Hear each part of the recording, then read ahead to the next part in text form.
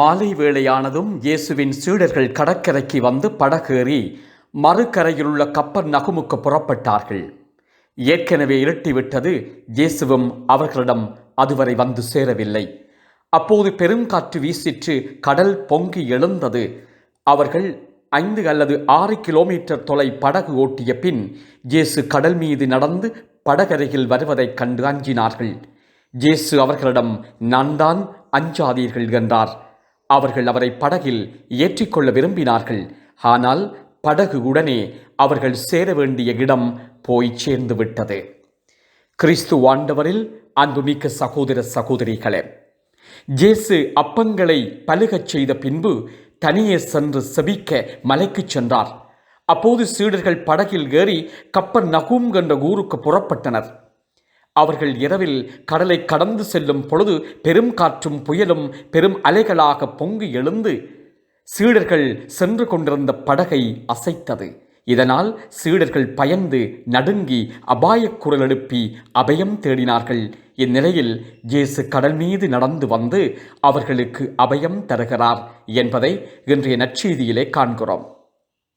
சில வேட்டை நாய்கள் ஒன்று கூடி தங்களில் யார் சிறந்தவன் என்று விவாதித்துக் கொண்டிருந்தன. அதிலே ஒரு சுறுசுறுப்பான நாய் ஒன்று இருந்தது. அது தலைக்கணம் கொண்டிருந்தது. அந்த நாய் தான் மட்டும்தான் சிறந்தவன் என்று கூறிக்கொண்டது.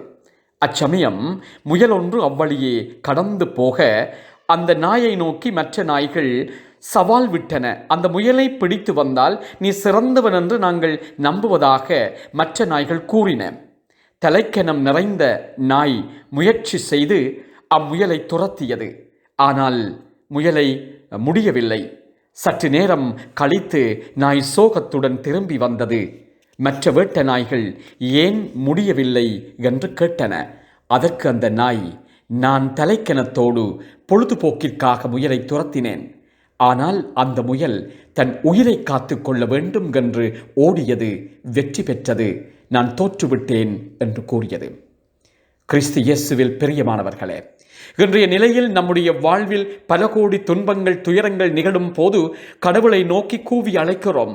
ஆனால் பல வேளைகளில் நம்முடைய குரல்கள் பதிலளிக்காமல் விட்டுவிடப்படுகின்றன. நாம் உண்மையான தேவையான குறிக்கோளுக்காக மன்றாடும் போது சீடர்களை கடல் மேல் நடந்து வந்து காத்த இறைவன் நம்மையும் நிச்சயம் காப்பார். நம் மன்றாடும் மன்றாட்டுக்கள் பல நமக்கு தேவையற்றதாகவே உள்ளன. எனவே உண்மையான நோக்கங்களை மனதில் தாங்கி காக்கும் இறைவனின் கரங்களில் நம்மை ஒப்படைத்து விட்டால் எல்லாம் கைகூடும். எனவே நம்பிக்கையுடன் உண்மையான குறிக்கோளுக்காக மன்றாடுவோம், வாழ்வு பெறுவோம். வல்லமையுள்ள கடவுள் தாமே உங்களை வழிநடத்தி செல்ல வேண்டுமென்று மன்றாடியவர்களாக இன்றைய நாளுக்குள்ளே செல்வோம். மன்றாடுவோமாக. அன்பான தந்தையே இறைவா, இந்த காலை வேளையில் உம்மை போற்றி புகழுகிறோம். எங்களுடைய வாழ்க்கையிலே நீங்கள் செய்து வருகிற எல்லா விதமான நன்மைகளையும் ஒரு கணம் எண்ணி மகிழ்ந்து நன்றி சொல்லுகிறோம். ஆண்டவரே, எங்கள் ஒவ்வொருவரையும் ஆசீர்வதித்தரலாம்.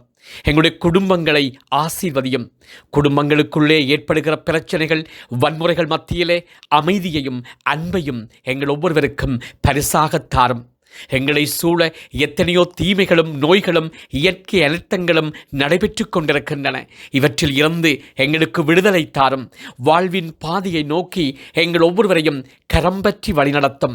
நாம் ஒருவரை நேசிக்கவும், ஒருவருக்கு எங்களுடைய வாழ்வை பகிர்ந்து கொள்ளவும், மற்றவர்களோடு சேர்ந்து ஒற்றுமையையும் சகோதரத்துவத்தையும் விதைத்து உம்மோடு சேர்ந்து பயணிக்க கற்றுத்தாரும். நல்ல தந்தையே, ஆமேன். ஆமேன்.